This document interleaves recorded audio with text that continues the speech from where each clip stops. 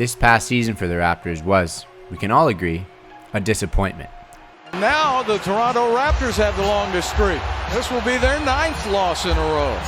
We can already look forward to next year, where the team will be out of Tampa and back in Toronto with their rabid fans. There is more good news on the horizon, as assuming the team waives the non-guaranteed contracts of Aaron Baines and Rodney Hood, which they should, and renounce the rights of Kyle Lowry, they will have only 5 players locked into deals for next season. With the cap projection for next season at approximately $112 million, it gives the Raps a lot of room for the first time in a long while.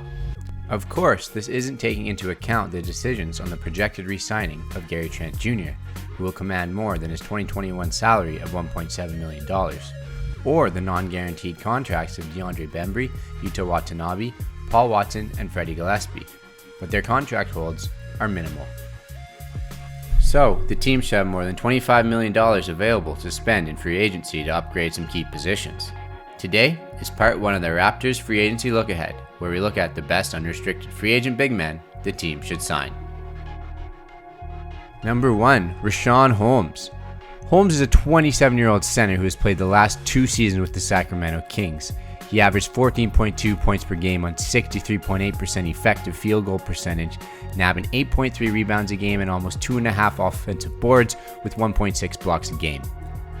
Coming out of Bowling Green in 2015, Holmes was an energetic, physical player, albeit with limited skill.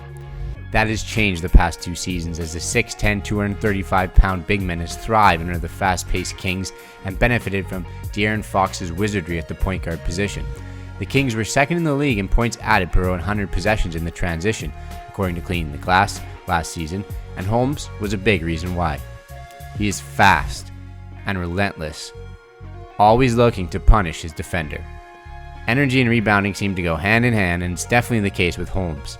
He's not only big with a 7-foot 1.5-inch wingspan and 9-foot standing reach, but he's strong too, and couple that with a well-developed box-out technique, he's a problem on both ends of the court.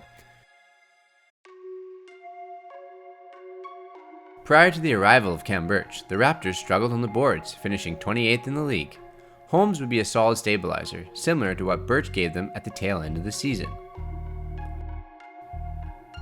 Holmes started his career out in Philadelphia and was a part of the Hinkie process teams, which may have been a blessing in disguise as he was able to play consistent minutes and work through his mistakes, something that would not have been available had he have been on a playoff contender. Since Phoenix picked him up in 2018, his development is striking.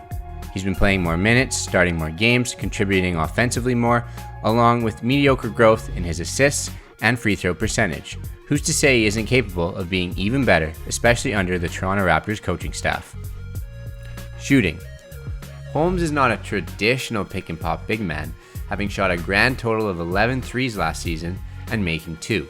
He does have a lethal flip shot floater that he utilizes on a roll, typically when the defender is playing in drop coverage like Jokic does here.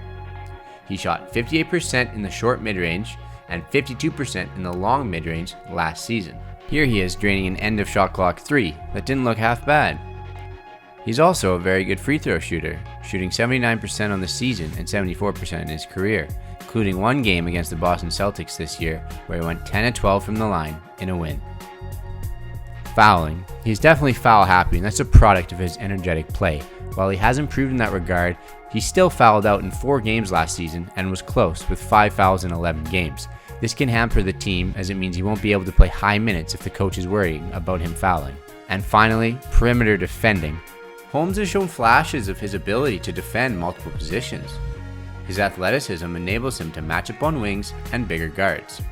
He isn't an out-and-out stopper, but it's not like the opposition is hunting him every possession. He's very springy with a high vertical leap, and he can make up for getting blown by rising up to block a layup attempt.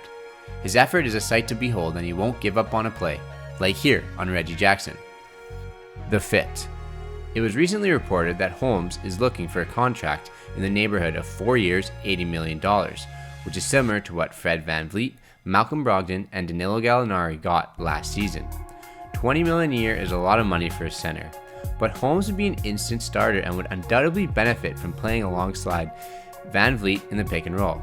It would also allow Boucher to come off the bench and punish bench big men, which is well suited for him.